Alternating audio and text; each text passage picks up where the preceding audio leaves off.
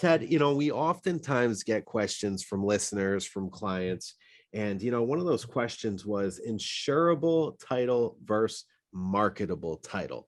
What is the difference? Because it sounds like if it's insurable, it should be marketable. But what's the difference between the two? I'm not even sure if I realize what that is. The difference between the two is it's subtle, because most people will not know the difference. They'll just think it's the same thing. Essentially, when you come to an attorney or closing title company to do a closing, they're going to run the title based upon the information that was presented, assessor's plat and lot information, tax ID number, that kind of thing.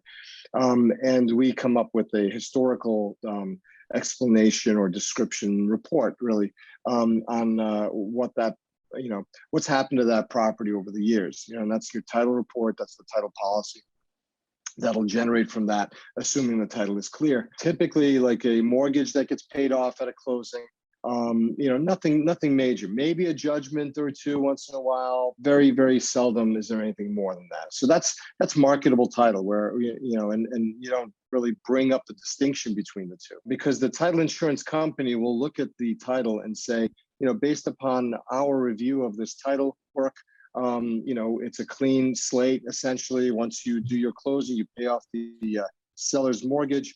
And any other, let's say a judgment or a lien or something like this, minor, then you can close without concern, So that's marketable, and it happens to be insurable because the underwriter has given their stamp of approval, right? Yeah.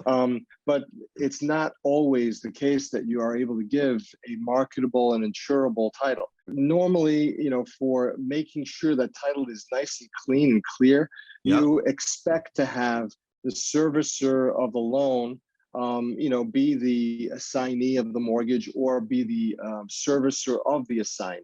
But sometimes that doesn't happen. So when it doesn't happen, the mortgage will get paid off. Let's say, for example, wire gets sent at that closing to Citizens Bank, but the discharge of the mortgage gets signed by Bank of America. And you're like, what happened here? Yeah. So in these situations, we wouldn't leave a seller hanging until that item is resolved. That's why you have title insurance. Yep. So title insurance will step in and say, this is what we'll do is